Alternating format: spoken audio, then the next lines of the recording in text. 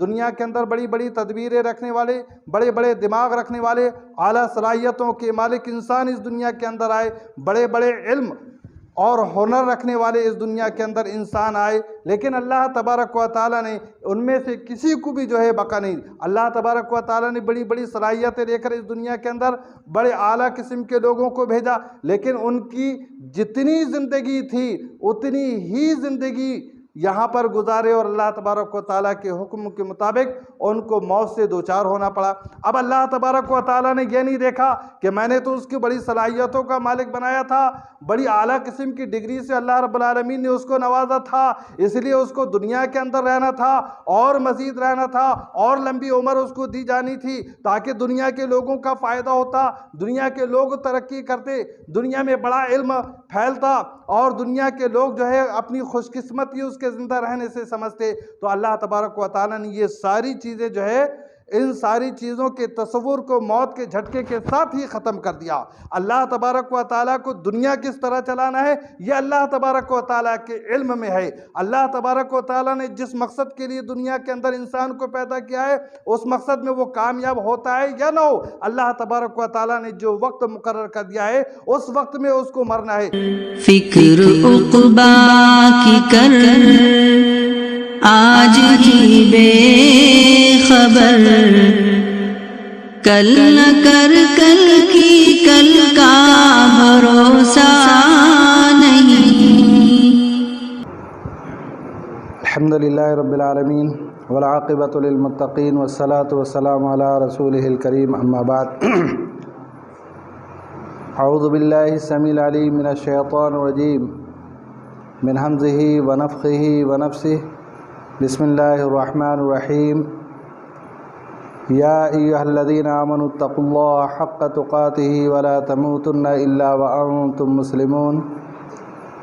या अय्युहन्नासुत्तक़ू रब्बकुमुल्लज़ी ख़लक़कुम मिन नफ़्सिन वाहिदतिन व ख़लक़ मिन्हा ज़ौजहा व बस्स मिन्हुमा रिजालन कसीरन व निसाअ वत्तक़ुल्लाहल्लज़ी तसाअलून बिही वल अर्हाम इन्नल्लाहा काना अलैकुम रक़ीबा। या अय्युहल्लज़ीना आमनुत्तक़ुल्लाह व क़ूलू क़ौलन सदीदा युस्लिह लकुम अअमालकुम व यग़फ़िर लकुम ज़ुनूबकुम व मन युतिइल्लाह व रसूलहु फ़क़द फ़ाज़ फ़ौज़न अज़ीमा। अम्मा बाद, अऊज़ु बिल्लाहि स्समीइल अलीम मिनश शैतानिर रजीम, बिस्मिल्लाहिर रहमानिर रहीम। वमा काना लिनफ़्सिन अन तमूत इल्ला बिइज़्निल्लाहि किताबन मुअज्जला। मोहतरम हाज़रीन, उलमा इकराम, बुज़ुर्गों और नौजवान भाइयों, अज़ीज़ बच्चों, आज की इस महफ़िल में जो वाज़ व नसीहत की महफ़िल है और दीन की अहम तरीन बातें आप तमाम ही के गोशे गुज़ार करने वाले उलमा इकराम यहाँ पर मौजूद हैं। अल्लाह तबारक व तआला से दुआ है अल्लाह तबारक व तआला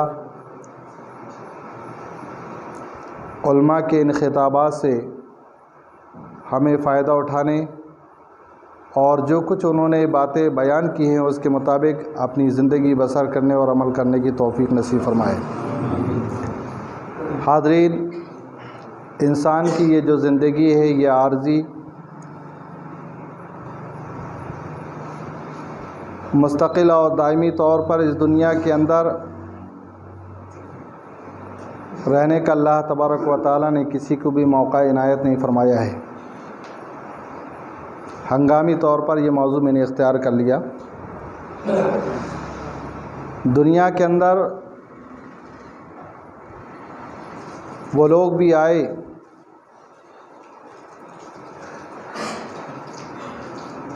जिनके अंदर दुनिया के अंदर जीने के जज्बात मौजूद थे, लेकिन अल्लाह तबारक व तआला ने ज़िंदगी इस कदर मुख्तसर और थोड़ी रखी कि अगर 50 साल 100 साल की ज़िंदगी भी अगर उनको मिली है तो अल्लाह तबारक व तआला के फ़रमान के मुताबिक उनकी इतनी लंबी चौड़ी उम्र भी मरने के साथ ही उनको बिल्कुल मामूली समझ में आती है। इसलिए दुनिया में रहते हुए इंसान को गाफिल नहीं होना चाहिए और ये नहीं समझना चाहिए कि अभी मुझे मरना नहीं है। अल्लाह तबारक व तआला ने दुनिया को जिस मकसद के लिए मारिज वजूद में लाया, इंसान को वो मकसद समझना बेइंतहा ज़रूरी है। दुनिया के अंदर अल्लाह तबारक व तआला ने हमें सिर्फ खाने और पीने, मौज और मस्ती करने और दुनिया की रंगीनियों के अंदर मुब्तला रहने और आवारगी के साथ ज़िंदगी बसर करने के लिए अल्लाह तबारक व तआला ने हमें इस दुनिया के अंदर नहीं सजाया, बल्कि इस दुनिया में हमें यानी इंसानों को और जिन्नों को जिस मकसद के लिए अल्लाह रब्बुल आलमीन ने पैदा फरमाया, वो मकसद तो हमारे सामने बिल्कुल वाज़ेह है। वो मकसद क्या है? वमा खलक़तुल जिन्ना वल इंसा इल्ला लियअबुदून। मैंने इंसानों और जिन्नों को अपनी बंदगी यानी इबादत के लिए पैदा फरमाया है। ज़ाहिर सी बात है कि अब इंसान अपने इस मकसद को पहचाने या ना पहचाने, अल्लाह ताला ने जिसकी भी जितनी उम्र रखी है उतनी मुद्दत पूरी हो जाने के बाद इंसान को इस दुनिया से अपना रिश्ता छोड़ना पड़ेगा।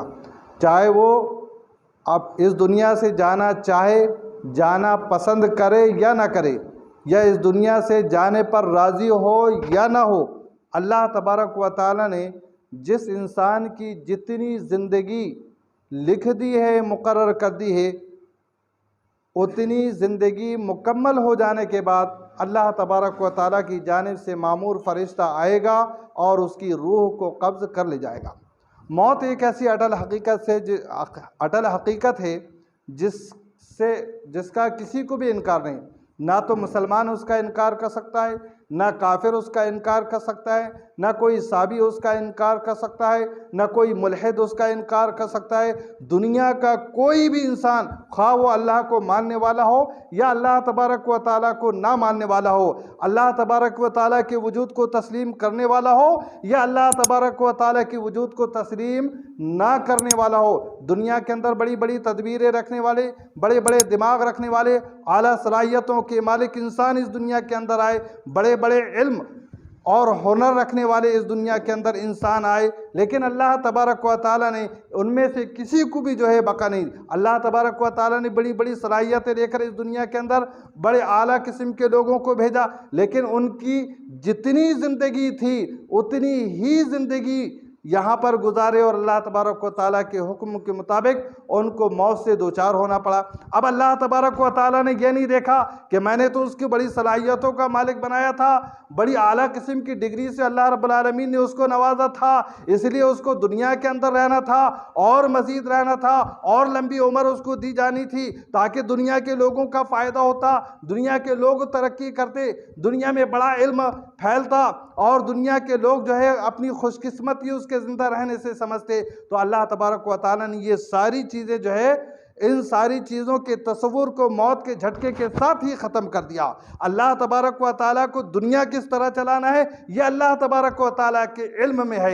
अल्लाह तबारक व तआला ने जिस मकसद के लिए दुनिया के अंदर इंसान को पैदा किया है उस मकसद में वो कामयाब होता है या ना हो, अल्लाह तबारक व तआला ने जो वक्त मुकर्रर कर दिया है उस वक्त में उसको मरना है। मेरे दोस्तों और मेरे भाइयों, इस दुनिया में जीने के लिए इंसान की दुनिया की ज़िंदगी बहुत कम है और इंसान के पास टाइम नहीं है। इंसान यह ना सोचे कि जो है मैं एक वक्त में जब अपनी उम्र कम रह जाएगी, थोड़ी मुद्दत बाकी रह जाएगी, जब मेरे मरने का वक्त आ जाएगा, मुझे बुढ़ापा आ जाएगा, मेरे हाथ पैर कमज़ोर हो जाएंगे, दुनिया के अंदर दौड़ धूप करने के काबिल नहीं होऊंगा, मसरूफियतों से मैं खाली हो जाऊंगा, औलादें मेरी जवान हो जाएंगी, वो लोग कमाने लगेंगे, दुनिया की रंगीनियों में वो रंग जाएंगे और मुझे मौका मिल जाएगा कि मैं अल्लाह तबारक व तआला को याद कर लूँगा। तो इंसान इस भूल को अपने दिमाग से निकाल दे। क्यों? इसलिए कि अल्लाह तबारक व तआला ने जो है मौत तो हर इंसान की लिखी है, लेकिन मौत कब आना है, किस वक्त आना है, कहाँ आना है, कैसे आना है, किन हालात में आना है, मुसलमान होकर मरना है, काफिर होकर मरना है, मुवाहिद होकर मरना है, मुशरिक होकर मरना है और मुल्हिद होकर मरना है, या किस अंदाज में मरना है, कैसे मरना है, बीमारी से मरना है, हादसे से मरना है, किस अंदाज में मरना है, इंसान को इस बात का इल्म नहीं है। हमेशा उसको तैयार रहना चाहिए। आज हम देखते हैं नौजवानों के अंदर जहालत का बढ़ता हुआ बहरान बेइंतहा बढ़ रहा है। ऐसे हालात में एक मुसलमान को ऐसे हालात में एक मुसलमान को उसकी गुमराहियों से निकालने के लिए, जहाँ एक इल्म बहुत ज़्यादा एक मुसलमान के लिए ज़रूरी है, जो इंसान को आखिरत का फिक्रमंद बना देता है, जो इंसान को आखिरत में कामयाबी की सलाहियतों से मामूर कर देता है, जहाँ इल्म ज़रूरी है, वहीं इंसान के सामने मौत एक ख़तरा है। मौत एक ख़तरा है। मौत को हमेशा इंसान अपने सामने रखे कि आज हम लोग मौत को अपने सामने तो रखते हैं ना, मौत को याद तो करते हैं ना। हम में से हर एक इंसान इस बात को जानता है कि मुझे भी मरना है, मेरी औलाद को भी मरना है, मुझे भी मरना है, मेरी बीवी को भी मरना है, मुझे भी मरना है, मेरे सारे कुंबे और ख़ानदान वालों को भी मरना है। लेकिन मरने के बाद का तसव्वुर बहुत कम लोगों के पास मौजूद है। इंसान सिर्फ मौत को याद करता है। अल्लाह के नबी सल्लल्लाहु अलैहि वसल्लम ने मौत को याद करने का क्यों हुक्म दिया? किस लिए मौत को याद किया जाएगा? अरे मौत को तो हम हमेशा याद करते हैं। बेशुमार लोगों को अपने कंधों में ले जाकर कब्रिस्तान में दफना दिया करते हैं। बेशुमार लोगों को जो है मिट्टी हम देते हैं, कब्र के हवाले उनको कर देते हैं, लेकिन उससे कभी हमने इबरत हासिल की नहीं की कि हमने सिर्फ मौत को याद किया है, लेकिन मौत के वक्त के हालात को हमने याद नहीं किया, मौत के बाद के हालात को हमने याद नहीं किया, मौत के बाद कब्र में क्या होना है उसको हमने याद नहीं किया, मौत के बाद कब्र में इंसान का क्या अंजाम होना है उन हालात पर हमारी निगाहें नहीं है। इस वजह से हम दीन से दूर हैं, दीन से बेदार हैं, मस्जिदों से दूर हैं और दुनिया की रंगीनियों के अंदर मसरूफ़ है। गाने बजानों के अंदर मुब्तला हम नजर आते हैं, रंडीबाजियों में हम दिखाई देते हैं और इस तरह जहालत और बर्बरियत के कामों में हम आगे आगे पेश नजर आते हैं। मेरे दोस्त और मेरे भाइयों, अल्लाह के नबी सल्लल्लाहु अलैहि वसल्लम ने मौत का जो तस्वुर एक मुसलमान को दिया है, वो मौत जिसके मुतालिक नबी करीम जनाब मोहम्मद रसूलुल्लाह सल्लल्लाहु अलैहि वसल्लम ने इरशाद फरमाया, अक्तिरू दिक्रा हादिमिल लज़्ज़ात, यानी अलमौत, कि तुम लज्जतों को तोड़ देने वाली यानी मौत को याद करो। एक मिसाल ले लीजिए, एक इंसान भला चंगा है, अपने घर में तंदुरुस्त है, मज़े के साथ जिंदगी जी रहा है, आला किस्म की जिंदगी जी रहा है, घर के अंदर फरावानी है, तरह तरह की नेमतें हैं, ऐशो इशरत का सामान मौजूद है, बड़ी खुशखुर्रम जिंदगी उसको मिली है, तरह तरह की नेमतें लगी हुई हैं। अचानक घर वालों में से किसी एक को मौत आ जाए, ये खूबसूरत हलवे, उम्दा किस्म के खाने और पकाने और ये तरह तरह की लज्जत आमेज चीज़ें इंसान को कड़वी और कसेली मालूम होने लगती हैं।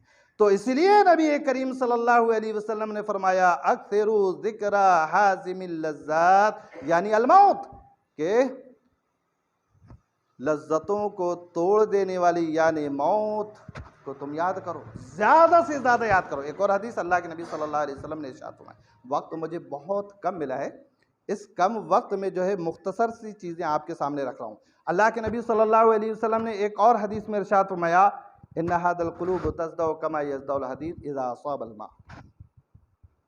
असाबहल मा, दिलों को जंग लग जाता है, जैसे पानी लगने से लोहा जंग आलूद हो जाता है, पानी पड़ने से लोहे में जंग आ जाता है, और अगर लोहे की सफाई ना की गई और मुसलसल वो लोहा जंग में पड़ा ही रहा तो एक वक्त ये आएगा कि वो मिट्टी के मानंद हो जाएगा, यानी सड़ जाएगा, कोई काम का नहीं रहेगा, कोई काम का नहीं रहेगा। इसी तरीके से इन्ना हादल कुलूब तज़दउ कमा यज़दउल हदीद, दिल भी जंग आलूद होते हैं, दिलों में भी जंग लगता है। अल्लाह के नबी सल्लल्लाहु अलैहि वसल्लम से पूछा गया, वमा जिलाउहा या रसूल अल्लाह, अल्लाह के नबी सल्लल्लाहु अलैहि वसल्लम, अरे लोहे में पानी पड़ा, जंग आ गया, उसकी सफाई का तरीका तो हमें मालूम है, लेकिन आप हमें ये बतलाइए कि अगर हमारे दिल जब जंग आलूद हो जाते हैं, हमारे दिल जंग आलूद हो जाते हैं, दिलों का जंग क्या है? हर किस्म की बुराई, हर किस्म की बुराई, हर किस्म की नफरत, हर किस्म की अदावत, हर किस्म की दुश्मनी, अल्लाह रब्बुल आलमीन की मर्जी के खिलाफ किया जाने वाला काम, ये वो तमाम आमाल हैं जो हमारे दिलों को जंग-आलूद कर देते हैं। अल्लाह के नबी सल्लल्लाहु अलैहि वसल्लम ने दिल के इस जंग की सफाई का तरीक़ा साहबा इकराम रिज़वानुल्लाहि ताला अलैहिम अजमाइन के पूछने पर बतलाया। वमा जिलाउहा या रसूल अल्लाह काला कसरतु तिलावतिल कुरान। नंबर 1, अल्लाह के नबी सल्लल्लाहु अलैहि वसल्लम ने कहा कि तुम ज़्यादा से ज़्यादा कुरान मजीद की तिलावत किया करो। कुरान मजीद की तिलावत जितना ज़्यादा आप करेंगे उतना ही ज़्यादा दिल मसरूर होता चला जाएगा, दिल को फरहत बख्श जिंदगी नसीब होगी, और जिसके दिल में तरोताजगी होगी, जिसके दिल में जिंदापन होगा, ऐसा दिल कभी भी अल्लाह की याद को दूर नहीं कर सकता। वो दिल हमेशा अल्लाह की याद से मामूर होगा। कुरान मजीद की तिलावत के बेशुमार फ़ायदे हैं। इंसान की ज़िंदगी में पेश आने वाले जितने भी नुकसानात हैं उनकी वजाहत, और इंसान की दुनियावी और उखरवी निजात के जितने भी सामान हैं तमाम के तमाम कुरान मजीद के अंदर मौजूद हैं।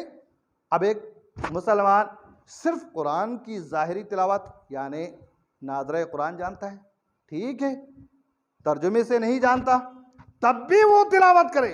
अल्लाह रब्बुल आलमीन ने उसके उस ज़ाहिरी अल्फाज के अंदर भी वो रूहानियत और तासीर रखी है कि पढ़ने वाला जब जुबान से कुरान की तिलावत करता है, कुरान की तिलावत की वो तासीर होती है कि इंसान के जिस्म बदन के अंदर दिमाग से लेकर पैरों के निचले हिस्से तक इंसान के अंदर ताजगी पैदा हो जाती है।